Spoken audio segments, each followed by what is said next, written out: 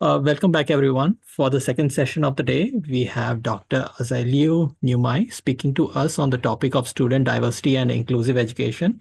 It is my great pleasure to welcome Dr. Ajailiu Niumai to our program and introduce you to her.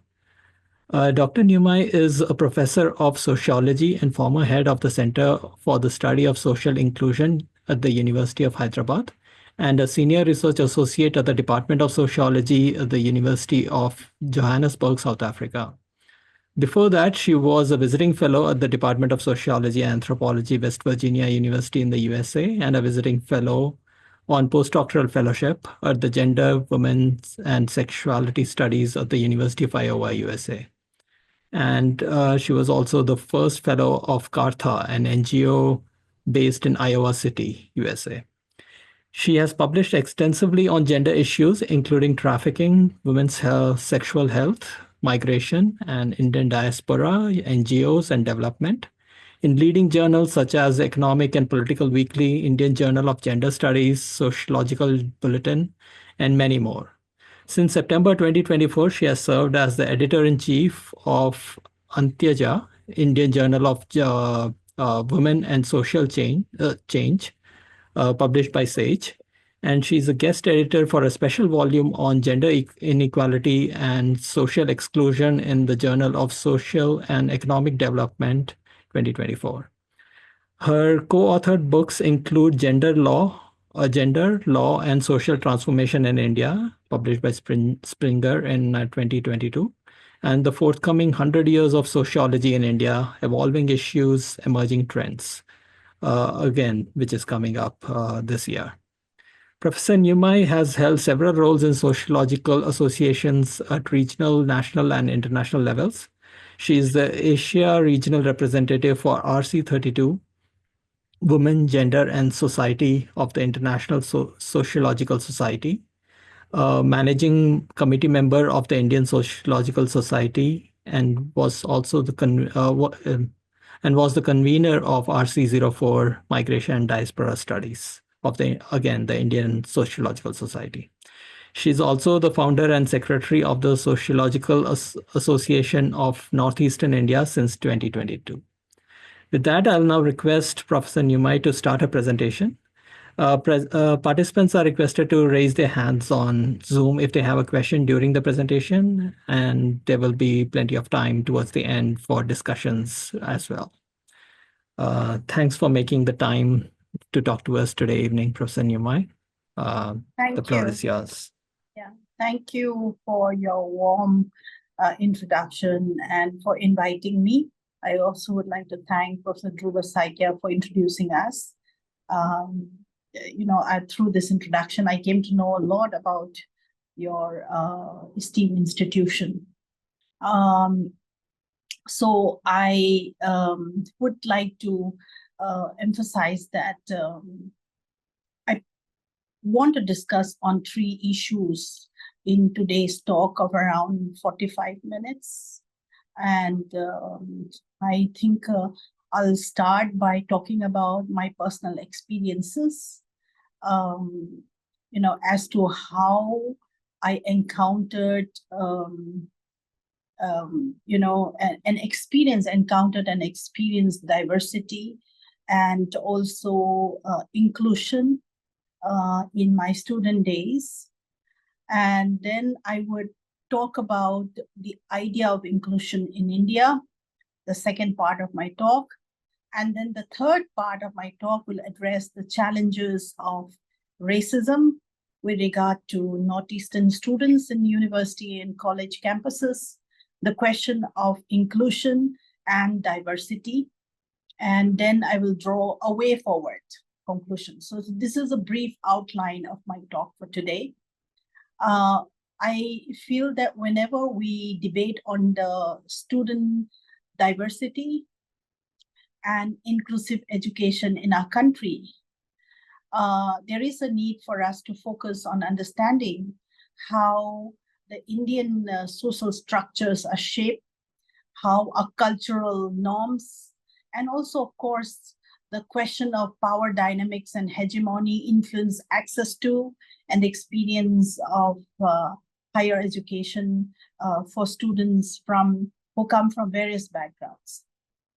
As we are all teachers, we know that the higher educational institutions, especially college and universities, are actually microcosms of the broader Indian society to a large extent. And the issues of exclusion, issues of prejudices sometimes persist on campuses. We all know that. There are sensational cases of IITs, particularly IIT Chennai, IIT Madras, and also a couple of years back, IIT Delhi, and few more IITs, including some universities, have been in the news, national news, for this very issue of exclusion and discrimination of the marginalized communities, and also in the context of recruitment patterns, which I don't intend to elaborate. What I want to say is this, that experiences of alienation or microaggressions definitely affect the academic and emotional well-being, particularly students from the margins. Now, college and university campuses across the country have historically been sites of student activism, sometimes supported by different groups of faculty who belong to different ideologues, where students would protest, mobilize to demand equal rights, demands whatever that they wanted, and representation. And this has been historical. If you look at, I don't have to elaborate on it. When Indira Gandhi wanted to visit JNU, there was a protest by Sitaram and his friends, and that's how she was pushed back. When Murli Manohar wants to visit JNU in the 90s, the leftist students protested, and he was pushed back.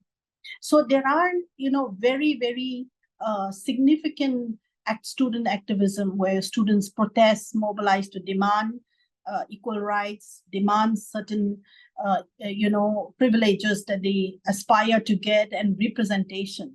Now, the students' movements highlight ongoing issues of inequality and push for systematic change. My University of Hyderabad was also in the national and international limelight when Rohit Vemula committed suicide. And, the case went on for a long time and is still pending. So as I said, I'm going to address three things. So let me start by talking about my own experiences. See, I believe that making the personal, some of you may think why Professor Ajailiu is bringing in her personal. I believe in the feminist concept, personal is political. And I also strongly believe that making the personal a part of a larger educational and professional lives is logical and relevant for actually bridging the gap between people of different caste, class, race, religion, gender, and age today. My experiences of living in a multicultural family where my father-in-law is Telugu, mother-in-law is Oriya, and I am a Naga tribal woman from the Northeast, particularly from Manipur. And then my student experiences in Miranda House, Delhi University hostel for 3 years, where 300 girls from 1992 to 95 from diverse backgrounds. Diverse means we have students, my contemporaries from very poor hills of Northeast and poor regions of Bihar or Orissa or South, to the very rich politicians, daughters to army officers, daughters to bureaucrats, daughters. We have diverse backgrounds, and 300 girls living together, that by 7 p.m. the hostel is shut, the hostel door is closed, and we are all confined in that space. And that made me make friends with people from different backgrounds, and my relationship still continues today. And of course, my rich experiences as a student of JNU in the mid-90s, to be precise, 95 to early 2000, and then my postdoctorate studies at University of Iowa in US, when I received the UGC Raman Award in 2013 to 14, which Prakash has already mentioned. in a campus which is dominated by the white Caucasian students. All these experiences that I have at home, living in a multicultural setup, where my husband's family is divided in two cultures, the Oriya culture and the Telugu culture, and then my own culture, the Naga culture, and then my experiences in Miranda House, undergraduate, where I said 300 girls stayed together. And of course, the whole college has thousands of students, day scholars, coming from diverse backgrounds. Parents are from the arts field, performance field, musicians, bureaucrats, army, politicians, and farmers. And some of them are extremely poor come from extremely poor families. So it's in JNU, right? And also experiencing a campus where the white Caucasians dominated. Now, all this have a lasting impact in both my personal and professional life. The campus life, both in college and in university, particularly, I talk of the college and university because my schooling is done in Manipur. So, I feel that the lasting impact in both my personal and professional life is more from the college and university campuses. And this life experiences of mine reflect a mini unity in diversity, including my own home, since we have people from Kashmir to Kanyakumari, including students from other foreign countries. So I learned the idea of tolerance. I learned respect by accepting others as my friends, as fellow seekers of knowledge, and often stay back in the library with a group of friends in JNU till midnight during exam, because those days in the 90s and the early 2000s, JNU library used to open during exams till midnight, 12 o'clock. They would ring the bell and then we just pack our bags and leave. And we always feel that was a time of privilege to sit, learn, write, read multiple books that we love to read, And we also exchanged the ideas even as we go back from the library, sit over a cup of tea and talk. Another thing, we learn more about burning political and social issues during post-dinner talks and discussions over a cup of tea or coffee at the dhabas or over, samosas or pakoras and whatever. Now, inclusive thinking and behavior have been nurtured during those good days, in the campus, college and university. In the sense that I see these institutions as a melting pot of diverse cultures of our country, rich, diverse culture of country, and also learned diverse culture from foreign students who come from the Western world as well as from Central Asia and African continent, including from other South Asian countries and the Far East.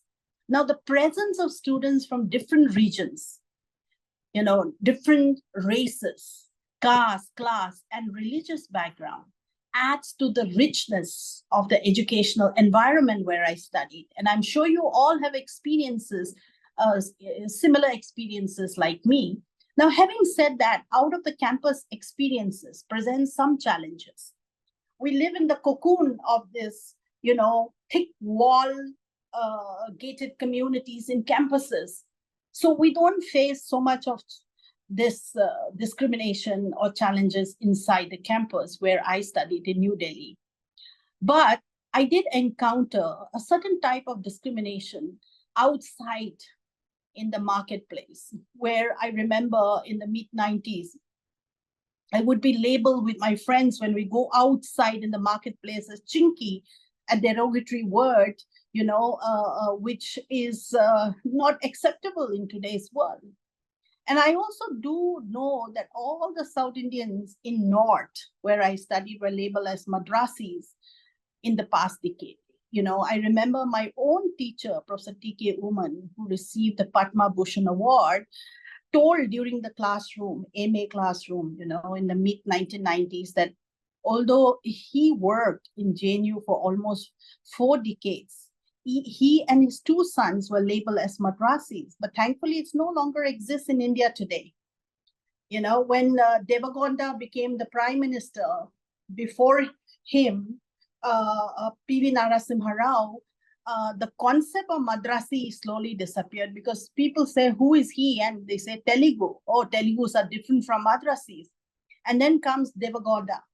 Devagowda was labeled as Kannadiga or Kannada person. Oh, he's different from P.V. Narasimha Rao because P.V. Narasimha Rao is Telugu and this person is from Karnataka. Well, and there was at that point of time in the 80s till 90s, there is also a subtle hostility because of Hindi, Dravidian South Indians not willing to accept Hindi as a national language, which emerged again in the past few years.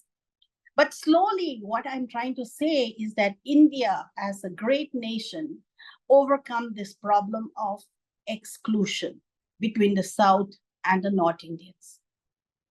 When we talk of diversity, you know, we see that metropolises, the cosmopolitan global metropolises and the Silicon Valley of India, like Hyderabad, and of course, the first one is Bangalore or Chennai, has reflected a lot of diversity where we see people from all walks of life, from all castes and races have come and lived together. The cities are expanding. So is Mumbai, so is Delhi, and so is Calcutta. When we talk of diversity, I feel we're referring to reflections on another culture of the students within the university. Now, the crucial point for me is that the university and college space reflect the diversity that is within the students' population. Everyone have a chance to participate in all activities and thrive in whatever transformation that each student dream of for their respective lives. In the context of Northeast students, I'm going to come to it a little later in the third part of my talk, but I just want to highlight for 1 minute that the presence of Northeast students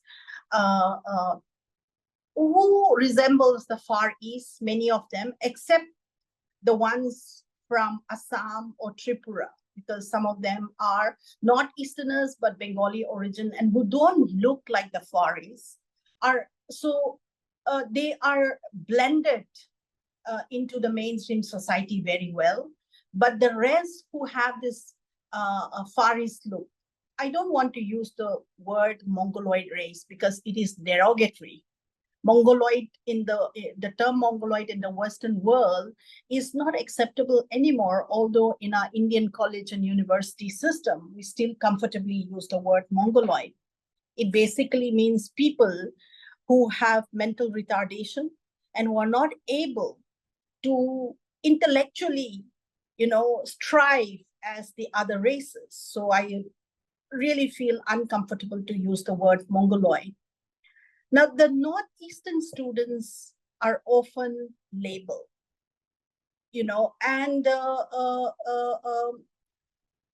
this is in the context of both the Dravidian and the Aryan or the international students, the Blacks, the Whites, and the Hispanics.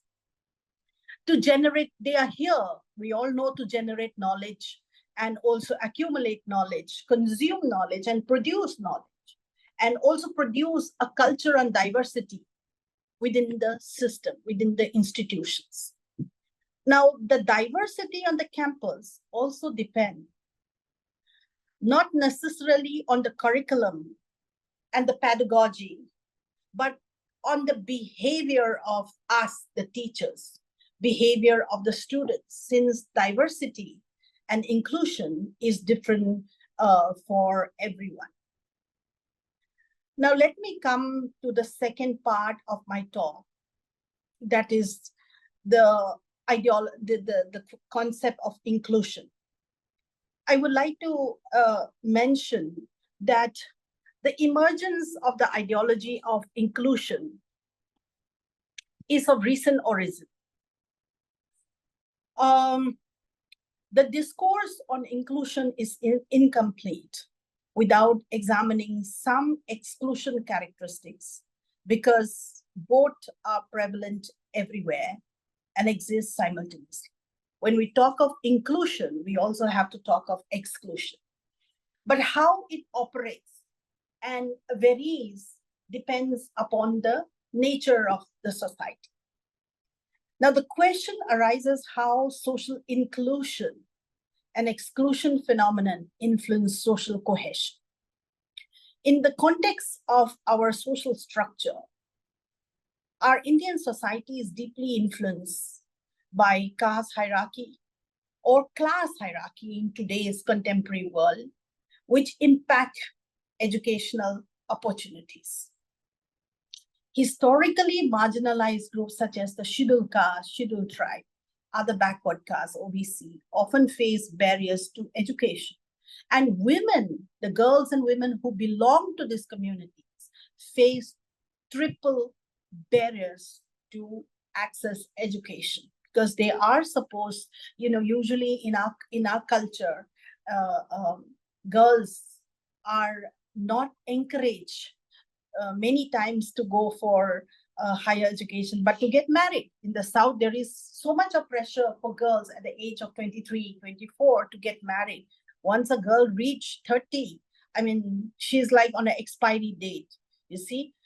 Although we have a lot of feminist movements and women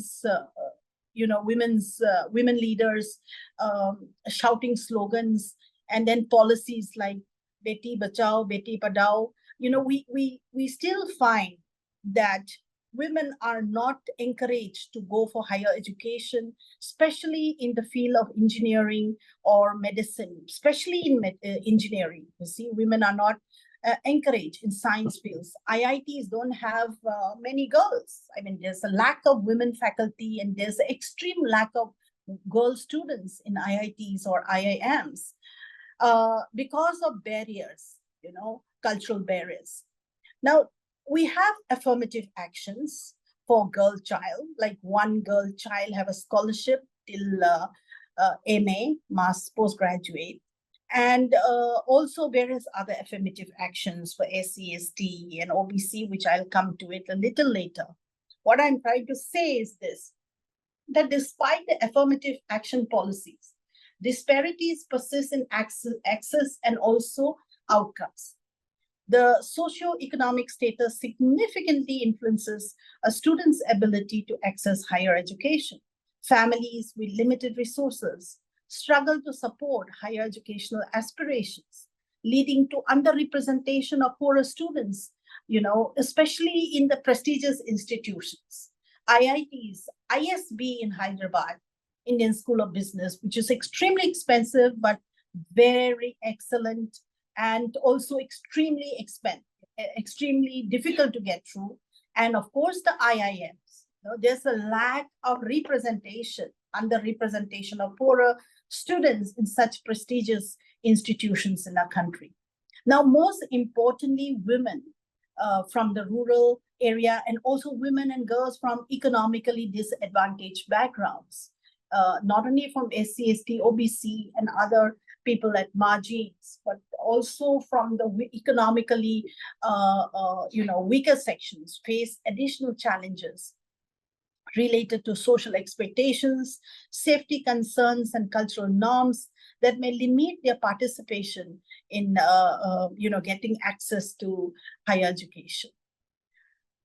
I also would like to mention that there are, conventional families still even in the urban towns and metropolitan cities, where they do have problems sending their girls and women to higher education when they perceive certain educational institutions as liberal. And I would like to cite an example, because I joined the University of Hyderabad in 2000 as a lecturer in the Department of Sociology, and officially left after 10 years in 2010 and joined another center. And I was a warden for that first 10 years of my service in the University of Ladies Hostel. Now, you know, the warden don't stay with the girls in the hostel, and there is complete freedom of mobility, physical mobility for any students. And also, when there were kind of foreign students coming in to the University of Hyderabad, and rules are not that strict, and there is so much of freedom. I recall receiving phone calls from conventional, traditional parents, in my landline, because those days cell phone was so expensive that lecturers can't even afford to own cell phone. It was like 5 rupees per minute, if I recall correctly. So we all use landline. I recall receiving call from traditional, conventional parents in the early 2000, mid 2000, stating that they are reluctant to send their daughters back after spending holiday to University of Hyderabad because they heard about certain stories, you see. So these are some of the challenges that we face in university campuses.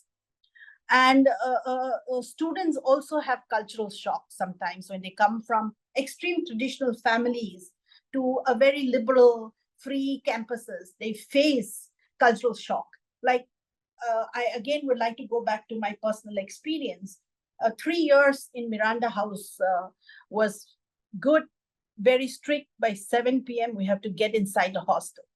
When I joined JNU for postgrad, the first day I asked my neighbor, who's now a professor of sociology in western part of India, she was in the next room. So I just knocked at her door and I said I shipped in around 3:30, 4:30 in the evening. I said to her, what time can I come back? She said, you can come back anytime, even at 2 a.m. or 3 a.m. And you do what you want. I mean, her response was shocking. I had a cultural shock because nobody gave me orientation about JNU campus.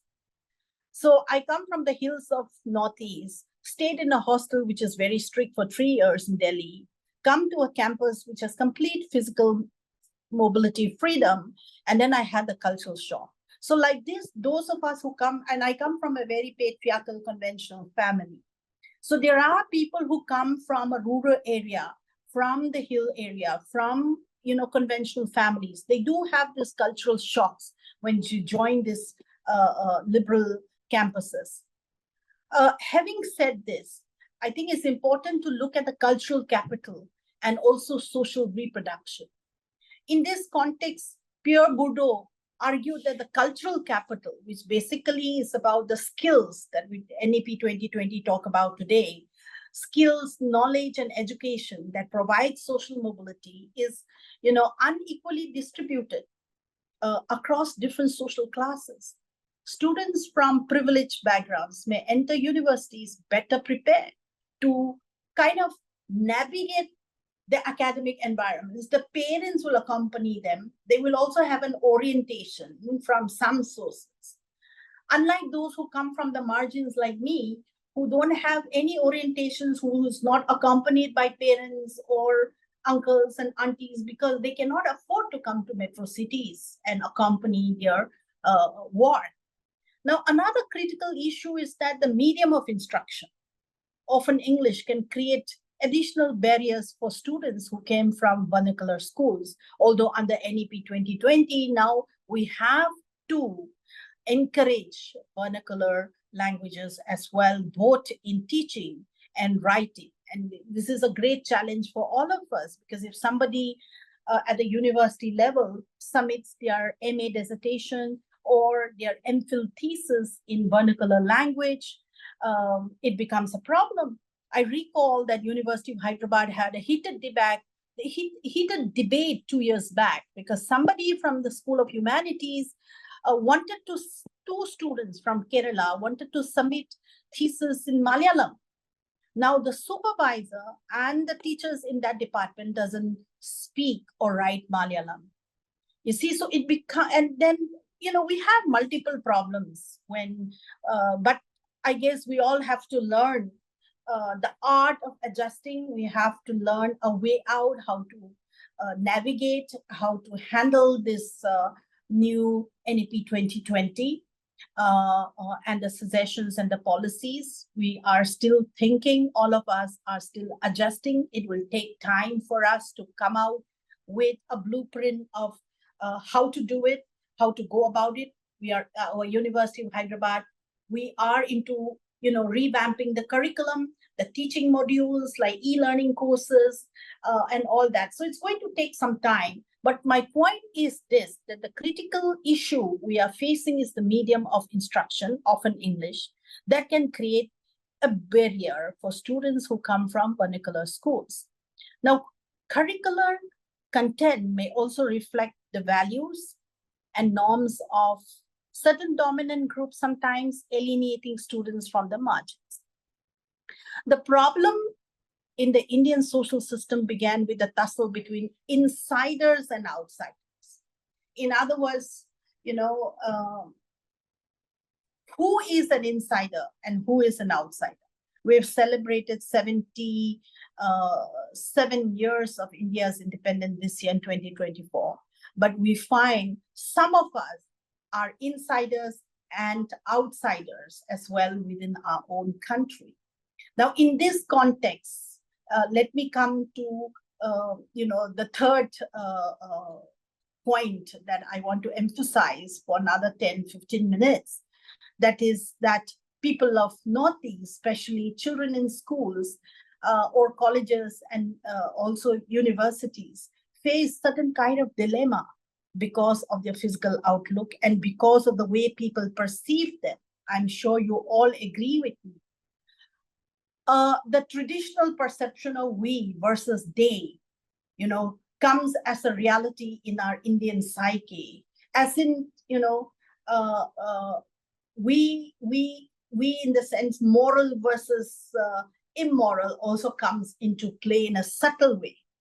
The German sociologist Emil Durkheim talk about the notion of we that signifies sacred, pure, and then they, the other, the othering, of they represent the profane. So naturally, in the context of Northeast students who resembles the Far East or the Mongoloid race in the true Indian, academic writings, the society views them with the lenses of purity and poisonous, and therefore a traditional Indian woman student is seen to be, more virtuous, but the Northeast girls are perceived as fun-loving, free to mix with other sex, and that they are always available and easygoing, and then their dresses, which is mostly in Western dresses, are not really respected and not appreciated, unlike the other girls who wear a traditional sari or salwar kameez many times. Although, of course, today's time, in this time of ICT and globalization or transnationalism, girls in university and colleges wear mostly Western clothes. What I'm trying to say here is that Northeast students face many times alienation in campuses. And that is something that as teachers, we have to really think deeply. Things are better as compared to the times before 2014 when Nido Tanya was killed because of his hair color in Lajpat Nagar market in New Delhi, when the shopkeepers assaulted him physically and verbally, followed by multiple other cases. You will be glad to know, and some of you are from Northeast, the students in the Northeast sing Indian national anthem with so much of zeal and feeling of patriotism and nationalism.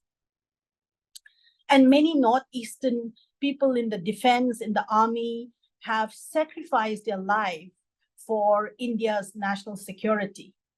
We have produced many important freedom fighters like Rani Ajailiu and Zadonang and Tiken Razid, and many plenty from different parts of Northeast.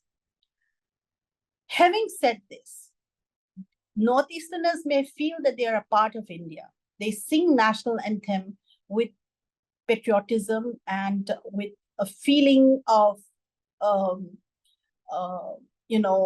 nationalism. But things change once they migrate to the urban metropolitan cities for higher education and jobs. Most of them would declare that they feel more Indian when they live in their region, but feel excluded when they step out of the region. Let me say that people of different races in India experience differently in various forms, but there has been a lack of academic discourse on this issue.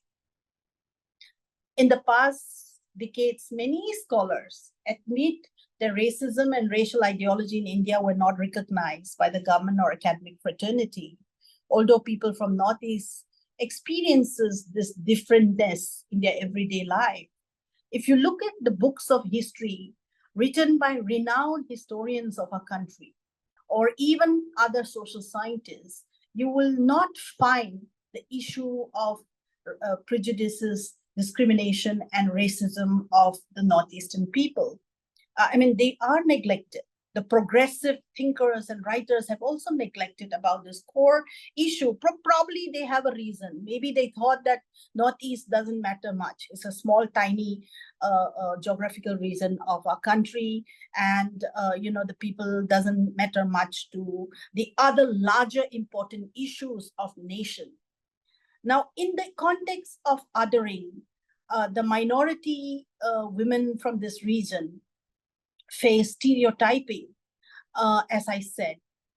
Now, some people argue that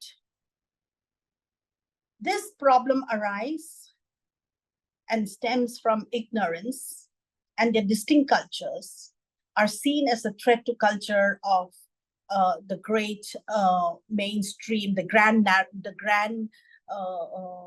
culture of the mainstream people. And that has actually led to the othering of the former. Now, as a result of which many incidents of racism has led to violence, and which is quite, unfortunate. What is significant is that this issue affects everybody in India. I also would like to draw your attention that when Indians migrate abroad, especially in the Western countries, they also face racism. Classic example is during COVID time, where H-1B visa holders from India were thrown out by Donald Trump, and families were torn apart. You see, so even today, Indian diaspora, 5 million Indians in United States itself, and dozens of them are in prominent political positions, but they face racism sometimes, although they are considered as successful knowledge diaspora, CEOs and managers of the Silicon Valley-based companies, and also physicians and businessmen and entrepreneurs doing extremely well, considered as a model minority community in the United States, or even in other Western world and other parts of Asia or Africa. Indians do face racism when we go abroad. Now, in our country, let us come back to the Northeast, and also people who belong to the Black community, the Afro community. They face racism in our country. We have a tin number of examples, right, where in Bangalore or even in Delhi, Black people were discriminated. And also, we couldn't do anything because there's no law as such to deal with a foreign national. But we do have law to deal with the Northeast diaspora. I just would like to continue by talking about the intersectionality. See, the intersection of caste, the intersection of class, race, gender, religion, and other identity factors creates unique experiences of inclusion and also exclusion. For example, a Dalit woman or a tribal woman from a rural area may face compounded disadvantages compared to her male peer or urban peer. You see, the idea of India and Indian as an identity is questioned by such kind of disadvantages, because our country has policies and affirmative actions and constitutional mandates to celebrate unity in diversity. Diversity is a part and partial of a great Indian constitution. But we do not implement effectively at the practical level. Now, in the context of affirmative action, India has implemented several other legal policies and initiatives aimed at promoting diversity and inclusion, particularly in educational spaces. And these measures focus on increasing access and ensuring fair opportunities for students from the historically marginalized and disadvantaged communities. Number one is that if we look at how the affirmative actions promote equality and eliminate discrimination, what comes aloud to my mind is Article 15.4 and Article 16.4 that allows the state to make special provisions for the advancement of the weaker sections, including the SC, ST, and OBC. In the state and central university, we all are teachers, we know that certain percentage of seats are reserved for them. Typically 15% are reserved for the SC, 7.5% for ST, and 27% for OBC, the non-creamy layer. Now, recently, we know reservation for the EWS, economically weaker sections, have been introduced by the government, accounting for an additional 10% of seats. So this reservation aim to promote basically inclusivity.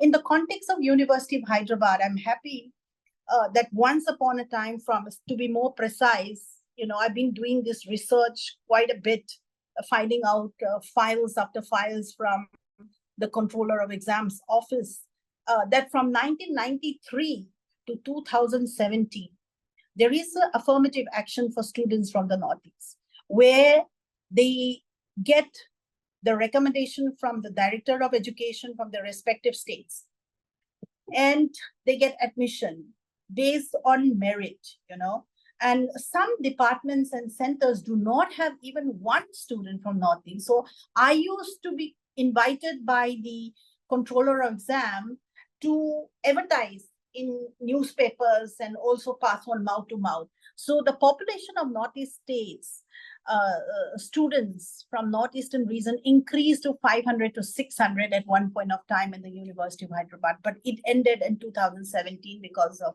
various reasons, which I don't have time to explain. So reservation policy for the disabled students, transgender students in our university system is an inclusive policy. And of course, the Right to Education Act of 2009 makes education a fundamental right for children especially, and also now the National Commission for Minority Educational Institution Act of 2004 that enables the establishment and functioning of minority educational institutions in India. Recently, Aligarh Muslim University was in national news. We all know that. Now, these institutions this policy of minority institutions aims to protect and promote the educational rights of religious and linguistic minorities, ensuring their representation and participation in education.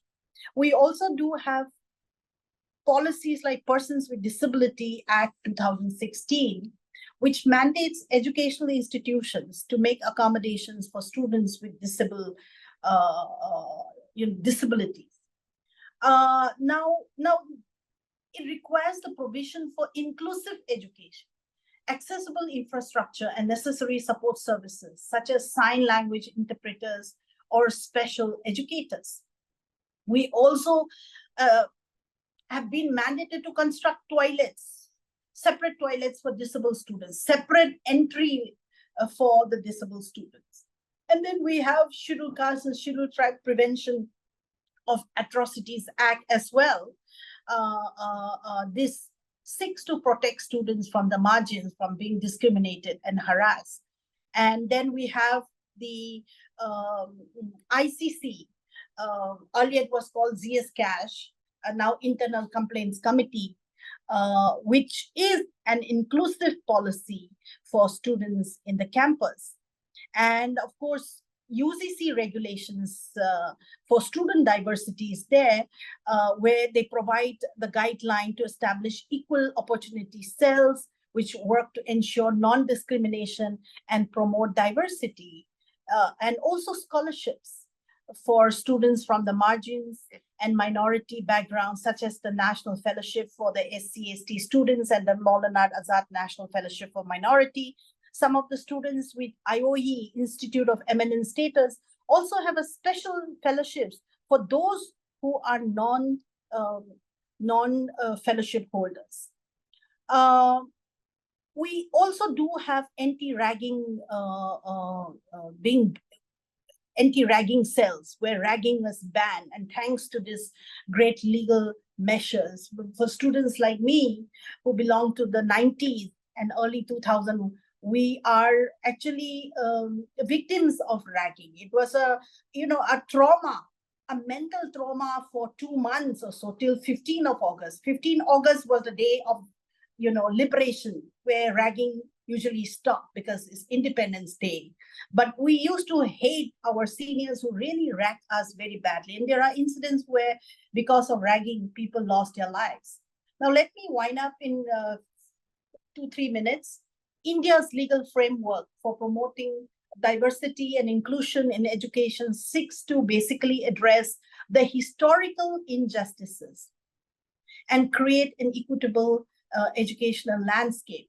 While significant progress has been made, challenges do remain in our everyday life. Those who are faculty, we know the truth, the ground reality. The challenges remain in the effective implementation of these legal measures and enforcement of these policies. There are, of course, debates about the effectiveness of these measures and their impact on meritocracy. Recently, Telangana was in news, especially the Chief Minister Revan Reddy and the Congress Party was in news because of this very implementation of reservations for the students of the margins, because students who did well were actually pushed to get the reserve, to be pushed in the reserve category, not in the general category. So therefore, continued efforts are needed to ensure that every student, regardless of their background, have equal access to quality education and opportunities. And there is also a need for sensitization of faculty and students to issues of diversity and inclusion. The diversity present in our respective campuses provide a unique opportunity actually to kind of foster the intercultural dialogue and mutual understanding. Inclusive educational practices such as mentorship programs and peer learning often help bridge the gaps. So let me wind up by saying that when we talk about inclusion and diversity, it does not mean giving students their fellowships, scholarships, and other government welfare schemes, especially to the people at the margins. But it means going beyond. It means going deep into the very nature of the society. In the context of Northeast, the establishment of centers for Northeastern studies in Delhi University colleges, then JNU, Jamia Millia Islamia, and also establishment of special centers for women's study, Dalit studies, Adivasi or tribal studies, so on and so forth, I feel can be considered as an inclusive policy approach. However, from a sociological point of view, inclusive education in India requires more than just policy measures. It demands a cultural shift that values diversity and address the structural inequalities embedded in society. Sociologists advocate for a holistic approach, and that not only ensures access, but also transforms educational institutions into spaces where all students feel respected, feel valued, and also feel empowered to succeed in their academic journey. Thank you very much.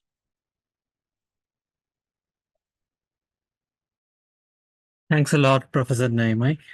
That was a wonderful session. And thanks for including a lot of personal experience in it as well. It really makes for a special presentation where you put that in context with the broader perspective of inclusiveness and student diversity and talking to us about that. So we will open up the session for questions from the participants. You can unmute yourself. You should be able to unmute yourself and ask the question. If you have any trouble with your mic, you can, of course, type it in the chat. But you need to read out for me, huh? I'll do that. I'll do that. Sure. Any questions? Yes, I would like to ask one question. Sure. Just I want to say, don't take it otherwise. But what if some faculty member does not take any female student as a PhD student because he is very much afraid of the Women Commission of India. Yeah. And he has seen some false allegation to other professor, and he knows how the official sitting inside the Women Commission misbehave with the accused person. So is it fair to call such faculty member as a misogynistic? I would not at all. My answer is not at all. He has every reason to say that he don't want a female student. I was a chairperson of Internal Complaints Committee, University of Hyderabad. And, I have handled cases where faculty were accused by girl students of sexual harassment. And I know it took emotional, mental stress and trauma, not only for him, but also if he is a married man, for his wife and his daughter or his son, his children and relatives included. I feel that, he has the freedom not to opt for women because of the experiences, or he saw the example of his colleagues, but this also can be negotiated counsel, and there has to be a gender sensitization in every educational institution. University of Hyderabad takes up gender sensitization very seriously. So I strongly feel that with due respect to you and our male colleagues present here, many times in my observation as a chairperson of ICC and also as a women's study expert, our male colleagues sitting in higher positions, they do not have a great gender sensitization, frankly speaking. I don't want to offend you, but this is a fact. Even non-teaching staff, male members are not highly gender sensitized. So the accused may have done it because of ignorance. He doesn't know that he should not touch a girl student on her shoulder. I mean, touching her like a father to a daughter may lead to him to a sexual harassment case. You see, or talking in a certain language, or dropping a girl student because say for science students, if the lab closes at 6, and the girl is there till 7 or 8 p.m. and then the teacher feels obliged to drop her to a certain place, and then, by mistake, if he pushes his hand towards the passenger, the left side, and touches her somewhere, and she feels like intimidated. And later on, for certain reasons, she may file a case against him. And ICC says that even if the woman doesn't have evidence, sabut nahi hai bhi, without sabut also, she's right, the girl is right. So what I'm saying is this, my point is, we need gender sensitization. That is the answer. And I'm sure that the teacher who feels reluctant after being gender sensitized will rethink many times and eventually will open up to take female students as scholars under his supervision. So I've been very optimistic. But the way out and a way forward is gender sensitization programs for both male and female. That's what I feel. Gender sensitization is not only for women. Men have to sell along. Men have to be present. That both men and women have to be sensitized from home and to our educational institutions. Most of the cases that come to ICC, sexual harassment cases or gender harassment cases, are due to the lack of gender sensitization. Thank you for your question. I hope I'm able to satisfy your query. Thank you.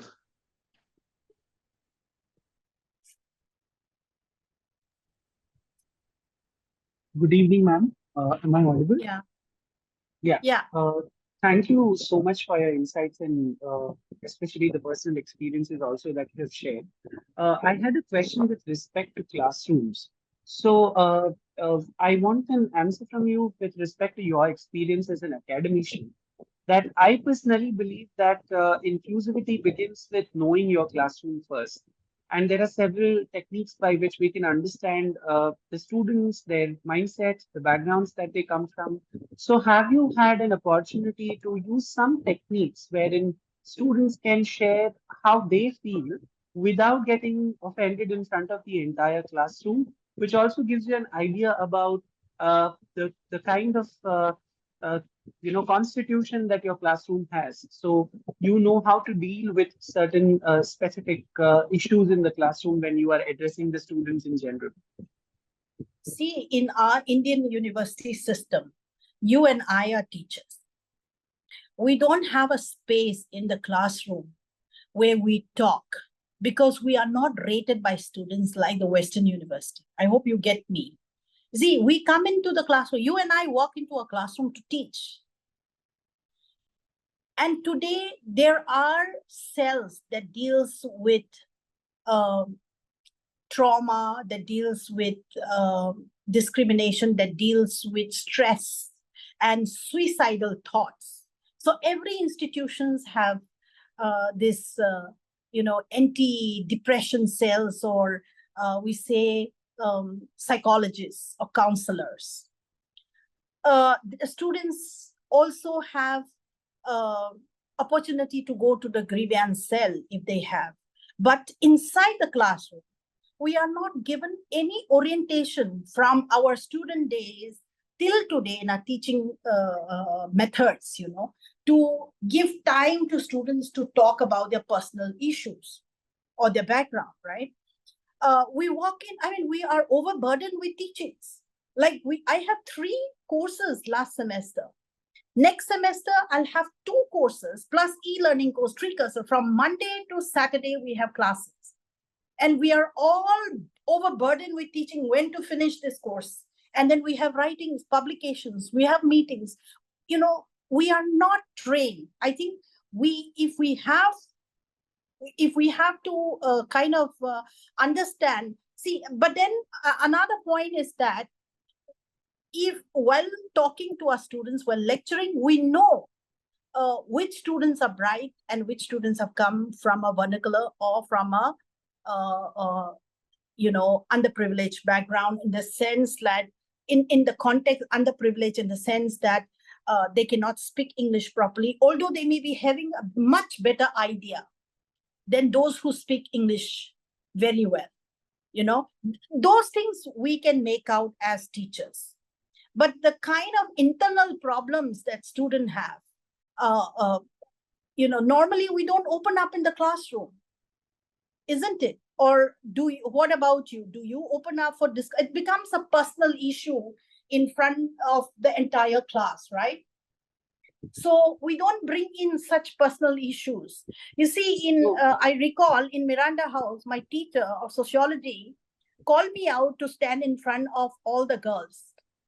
And then she says, she was teaching about social stratification.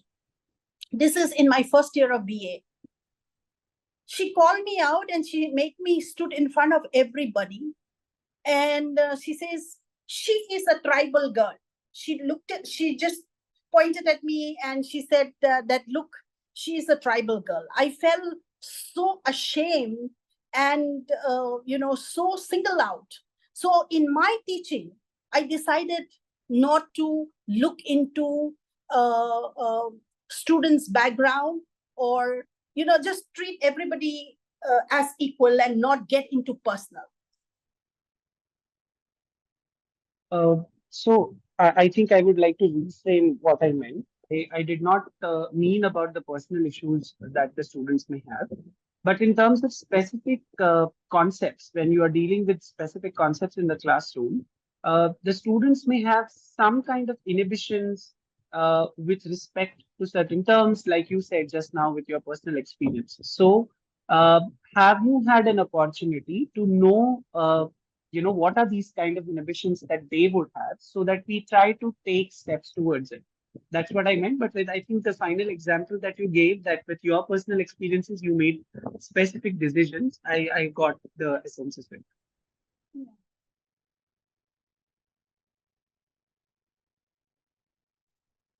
Another thing is that, we are not trained as teachers to kind of do this in the classroom. I don't know if you do it. A group of students may really feel uncomfortable when we do this in the classroom. But I would appreciate if you share your experiences if you do it and you find it successful. Yes. So what I have been doing, or I and my colleague have been doing in the past, is to circulate a Google form with anonymity in it, so that only the teacher realizes as to what are some of these inhibitions that the students may have. And it's not let out and open to the other students. And also the teacher is aware what are some of the things that they need to be careful of. But I wanted to know if there are some other ways by which this can be done. That is the basic question. No, I feel it's a very complicated thing. You see, in places like University of Hyderabad, JNU and Miranda doesn't have. I didn't face much discrimination. I didn't face discrimination at all among my peer student group, except this one incident where my teacher called me out and said, look at this girl. She's a tribal lady from Northeast. So she's trying to say this is how tribal girl looks like. And I feel so embarrassed, My friend from the Northeast said, your chick looks like red tomato to me. And it was humiliating and insulting for me. Of course, later I forgive my teacher. She doesn't know. She's probably is not sensitized that respect.